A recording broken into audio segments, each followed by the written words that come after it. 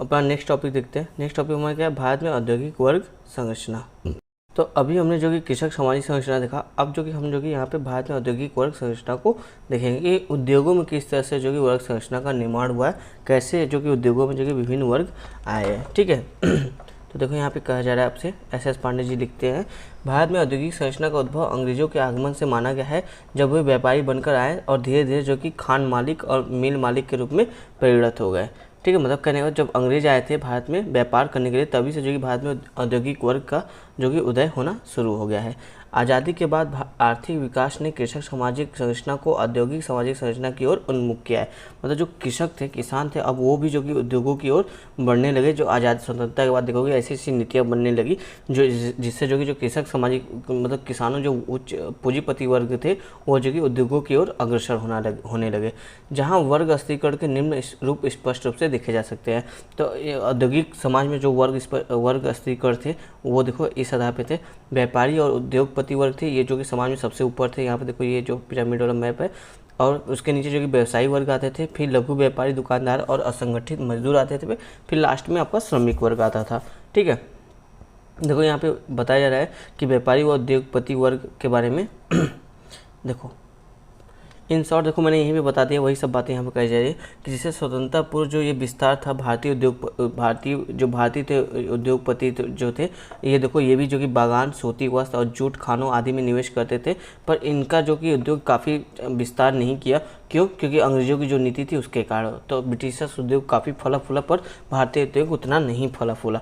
ठीक है, फिर स्वतंत्रता पूर्व इनका विस्तार नहीं हो पाया। फिर दूसरी बात करें, स्वतंत्रता बाद जो कि आर्थिक नीतियाँ जो लाई गई उद्योगों को आगे बढ़ाने के लिए, आप याद करो वो जो सेकंड पंचवर्षीय योजना थी, ठीक है, उसने जो कि इकोनॉमी पे ही फोकस था, इंडस्ट्री को बूस्ट करना। तो आज़ादी के बाद से जो कि आर्थिक नीतियाँ आई जिसने जो कि भारतीय उद्योगों को प्रमोट किया। साथ ही जो एलपीजी सुधार हुए, इसने जो कि निजीकरण को प्रमोट करके जो कि भारतीय जो कि औद्योगिकरण को मजबूत किया है। तो इस आधार पे देखो कुछ यही बातें यहाँ पे कही जा रही है। चलो हम देखते हैं, थोड़ा सा देख लेते हैं। ब्रिटिश आर्थिक नीतियों ने भारत में उत्पादन को बाजारोन्मुख बना दिया, जिसके परिणामस्वरूप बाजारों का विस्तार हुआ तथा व्यापार में कार्यरत व्यापारी वर्ग में वृद्धि हुई। इस समय भारत विश्व बाजार से भी जुड़ गया था। इसके फलस्वरूप आयात निर्यात के व्यापार में भागीदारी करने वाले वर्ग का विकास हुआ। भारत में उद्योगों की स्थापना में अंग्रेजों की भारतीयों ने भी आरंभ में बागानी, सूती वस्त्र तथा जूट खानों आदि में निवेश किया था। इस प्रकार भारतीय समाज की संरचना में मिल मालिक, खान मालिक आदि जैसे नए समूह शामिल हो गए। मतलब ये एक नया वर्ग बन गया था भारतीय सामाजिक संरचना में।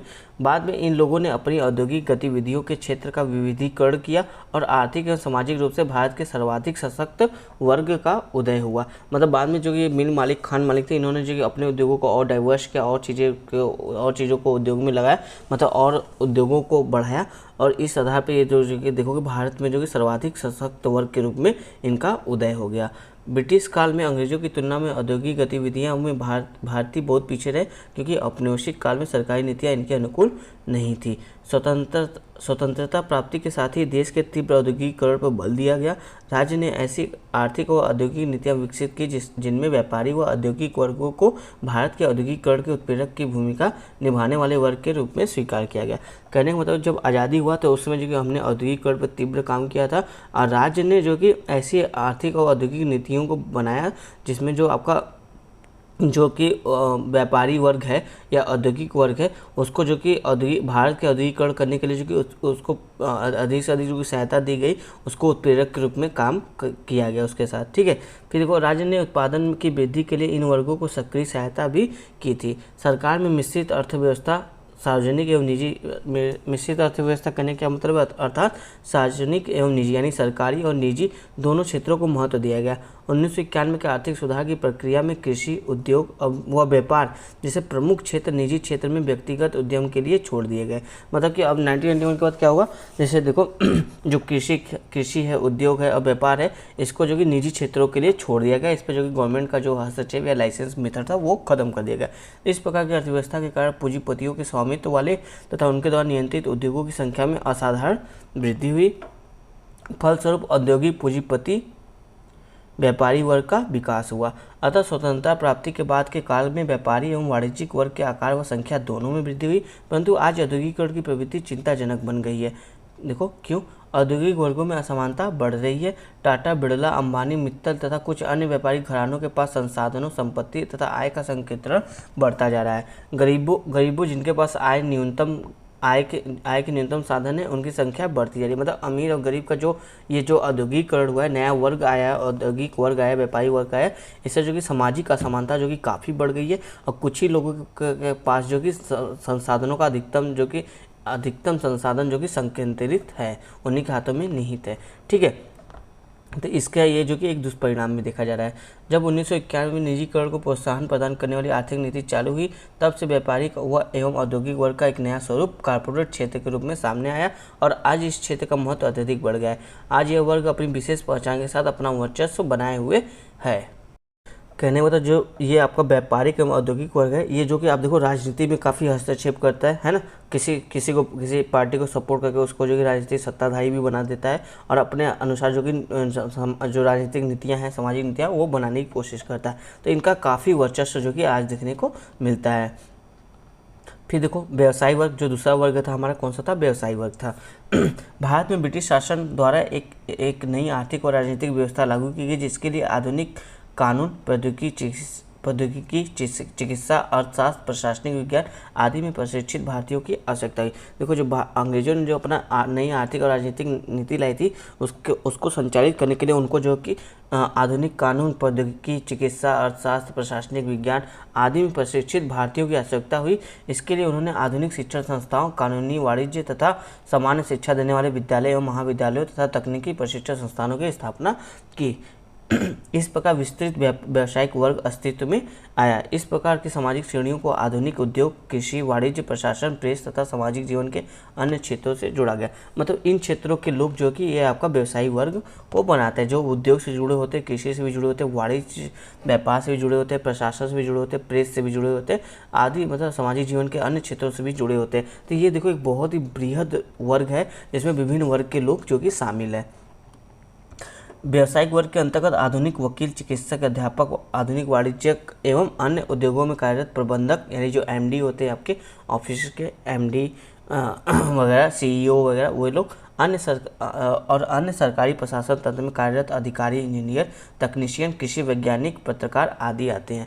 तो जो ये आपका व्यापारी वर्ग है, इसमें देखो बहुत सारे लोग जो कि शामिल है। राष्ट्रीय आंदोलन में इस वर्ग की भूमिका निर्णायक थी। वस्तुतः यह लोग नए नेतृत्वकर्ता के रूप में उभरे, जिन्होंने देश में प्रगतिशील सामाजिक और धार्मिक सुधार आंदोलनों में अपना सक्रिय योगदान दिया। देखो जी, ये वर्ग था, इसने जो कि राष्ट्रीय आंदोलन में काफ़ी महत्वपूर्ण जो कि भूमिका निभाई है।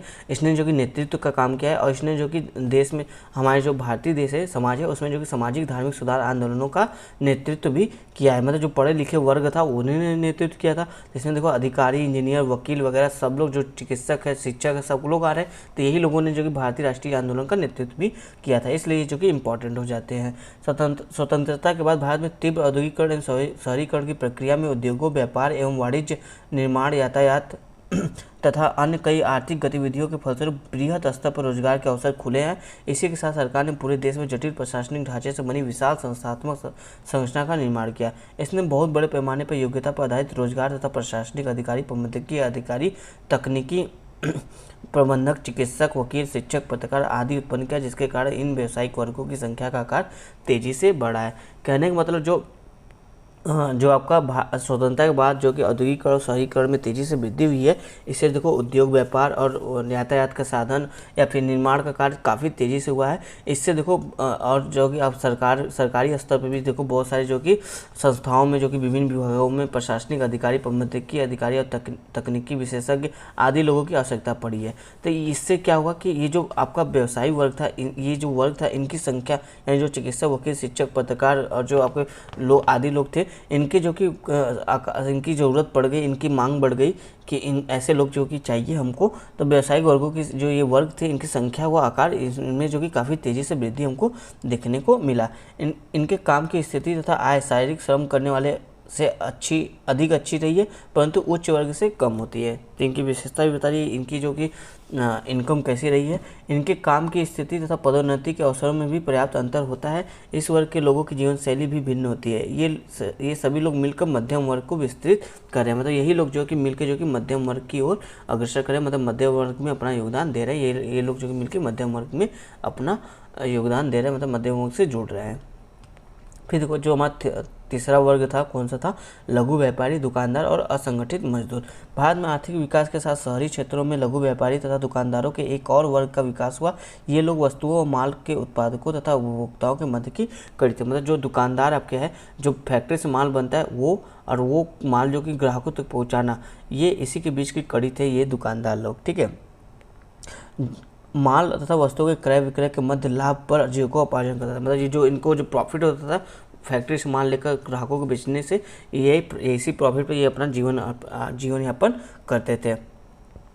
स्वतंत्रता के उपरांत अन्य सभी वर्गों की भांति इस वर्ग में भी तेजी से वृद्धि हुआ है। तीव्र गति से बढ़ते नगरीकरण ने भी इस वर्ग की वृद्धि को प्रोत्साहित किया है। जमीन पर बढ़ते जनसंख्या के दबाव तथा ग्रामीण समाज में रोजगार के अवसरों के अभाव के फलस्वरूप ग्रामीण जनसंख्या बड़ी संख्या में रोजगार की तलाश में शहरों व कस्बों पर प्रस्तावित हुई है। देखो जब तेजी से नगरीकरण हुआ ना, नगरीकरण तेजी से बढ़ा, ठीक है, तो इससे क्या हुआ, जमीन और साथ ही जो कि ज़मीन पर जो कि जनसंख्या में वृद्धि हुई, मतलब हमारी पॉपुलेशन काफ़ी तेज़ी से बढ़ गई और नगरीकरण भी तेज़ी से हो रहा था। तो इस समय जो ग्रामीण समाज था ये जो रोजगार की तलाश में चला गया, कहाँ? नगरों में चला गया, और यहाँ पर जो कि शहरों कस्बों की ओर बढ़ा तथा बढ़ती शहरी जनसंख्या में अनेक प्रकार की आवश्यकताओं एवं सेवाओं की मांग उत्पन्न करने लगा। ठीक है, लघु व्यापारी दुकानदार शहरी जनसंख्या कि इन आवश्यकताओं की पूर्ति के, जो लघु व्यापारी थे, दुकानदार थे, ये जो शहरी जनसंख्या थी जो शहरों में बस रही थी, इनकी आवश्यकताओं की जो कि पूर्ति करते थे। शहरी जनसंख्या का एक भाग इन संसाधनों की आजीविका कमाता था, मतलब जो ये जो आपूर्ति करते थे, जो शहरी जनसंख्या है इनके जीवन पद्धति को एक अच्छे जीवन शैली को पूर्ति करते थे, अधिक से अधिक बेहतर सेवाएं देते थे। इससे जो कि एक वर्ग को जो कि आजीविका का संसाधन काम करके आजीविका प्राप्त होता था।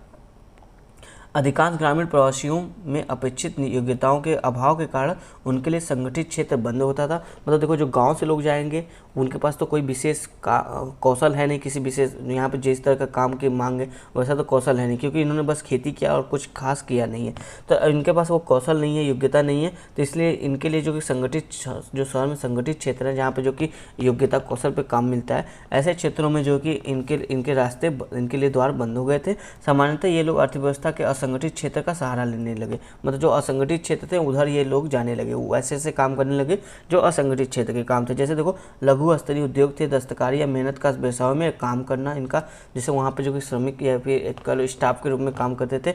यह वर्ग बहुत असंगठित व बिखरी हुई श्रेणी वाला है। एक और इसमें स्वनियोजित लघु दुकानदार, व्यापारी, फेरी वाले तथा दूसरी ओर अनौपचारिक क्षेत्र में अर्धनिपुण एवं अनिपुण श्रमिक आते थे। इसमें देखो ये बहुत ही बृहद एरिया है, इसमें छोटे छोटे दुकानदार भी शामिल है, व्यापारी भी शामिल है, फेरी वाले जो होते हैं वो भी शामिल है, साथ ही जो ऐसे अर्धनिपुण और अनिपुण श्रमिक भी आते हैं। जैसे इसमें जो शहरों में जो कहीं कंस्ट्रक्शन काम चल रहा है तो वहाँ पे जो लेबर है, लेबर से एक ऊपर का काम, मतलब जो लेबर की देखरेख कर रहा है, कि लेबर की गिनती कर रहा है, लेबर को पहुंचा रहा है, मतलब लेबर की कमी को पूरी कर रहा है, तो एक ऐसा वर्ग भी बन गया था इस वर्ग में आपका। ठीक है, तो ये हमने यहाँ पे देखा यहाँ पे। अब हमारा जो लास्ट वो है श्रमिक वर्ग।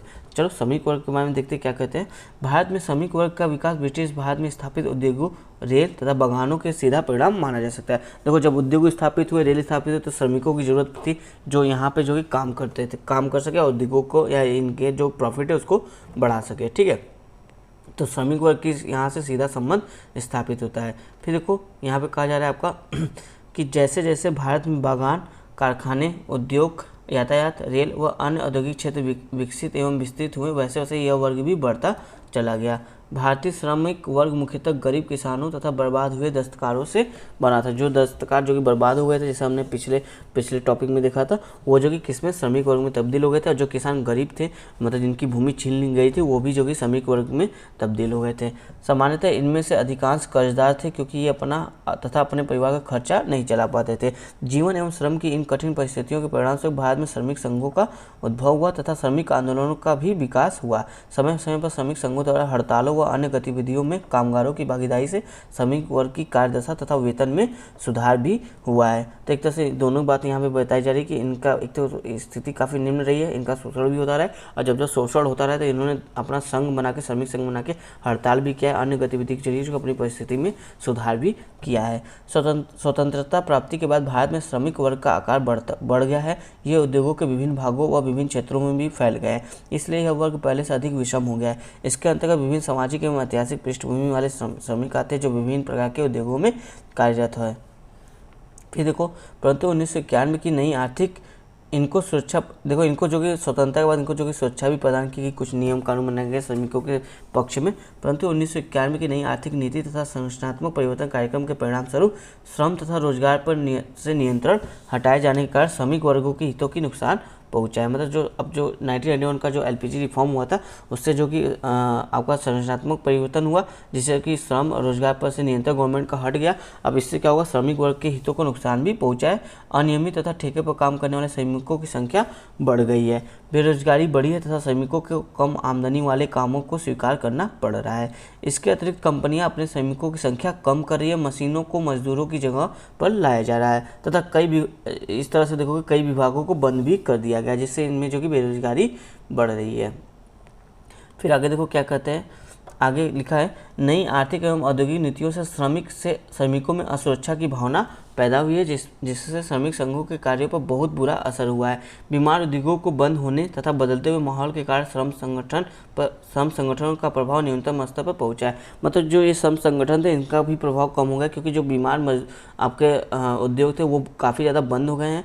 बहुत से जो कि उद्योग जो कि बंद हो गए, जो कि काफ़ी अच्छे हालात में नहीं थे, और जो कि माहौल जिस हिसाब से बदल रहा है, जिस हिसाब से नई नई आर्थिक नीतियाँ आ रही हैं, उस आधार पर देखो कि श्रम संगठन का प्रभाव भी कम हो रहा है, मतलब इनकी पावर को कम किया जा रहा है। उदाहरण के लिए तो फिर देखो, इस संदर्भ में श्रम संगठनों ने विभिन्न नीतियां अपनाई हैं, जैसे संयुक्त मंच बनाना, सार्वजनिक क्षेत्र के श्रम संगठनों का एकीकरण करना, केंद्रीय संगठनों का एकीकरण, असंगठित क्षेत्र की समस्या को उजागर करना इत्यादि। बदलती परिस्थितियों में श्रम संगठनों को नए तरीके अपनाने होंगे तथा संघर्ष के मार्ग को छोड़ना होगा, क्योंकि आंदोलनों तथा प्रदर्शनों द्वारा अपनी स्थिति में सुधार में अधिक सक्षम नहीं हो पाए हैं। इन्होंने बहुत से आंदोलन किए हैं, बहुत से जो कि आपके देखोगे हड़ताल वगैरह किए, पर इससे इनमें जो कि अपेक्षित सुधार अभी तक देखने को नहीं मिले हैं, इसलिए बोला जाए कि इनको कोई और रास्ता देखना होगा। अब देखो, जो औद्योगिक वर्ग संरचना था इसका हम लोग जो कि आपका मूल्यांकन पे आते हैं। देखो, स्पष्ट भारतीय समाज में स्त्रीकरण का आधार जाति ही नहीं बल्कि वर्ग भी रहा है, और औद्योगिकीकरण के साथ इस नए वर्ग का विस्तार हुआ है। प्रौद्योगिकी विकास के साथ इस वर्ग में निरंतर परिवर्तन हो रहा है, जहां एक तरफ कुशल मजदूरों की संख्या में वृद्धि के साथ साथ व्यावसायिक वर्ग का आधार तेजी से बढ़ रहा है, और कुशल श्रमिक वर्ग के आकार एक तरफ कमी आ रही है। ठीक है, तो दूसरी तरफ बढ़ते मशीनीकरण एवं स्वचालनीकरण के कारण इनकी बेरोजगारी भी बढ़ रही है। देखो, एक तरफ जहाँ प्रौद्योगिकी विकास हो रहा है तो इससे जो कि कौशल युक्त जो कि रोजगार की मांग हो रही है, जिससे इनमें जो कि बेरोजगारी मिल रहा है श्रमिक वर्गों में, और साथ ही जो कि आप देखो मशीनीकरण के कारण जो कि इनमें जो कि छटनी का काम किया जा रहा है, तो जिससे कम से कम लोगों को रोजगार मिल रहा है, जिससे बेरोजगारी की संख्या में भी बढ़ोतरी हो रही है। इस तरह वर्तमान भारत में औद्योगिक वर्ग संरचना में भी वर्ग असमानता व्याप्त है। इस वर्ग असमानता ने शोषण की संभावना को पुष्ट किया है, और वैश्वीकरण के नए संदर्भ में सरकार की नीतियों में होने वाले बदलाव, नई आर्थिक नीति से भी इन्हें बल मिला है। तो यहाँ पर हमने जो कि देखो आपका औद्योगिक वर्ग संरचना देख लिया। अब भारत में मध्यम वर्ग, इसको हम जो कि कल देखेंगे, वीडियो लंबा हो गया, कल इसको अलग से समझेंगे सेपरेट टॉपिक में। तब तक के लिए धन्यवाद दोस्तों।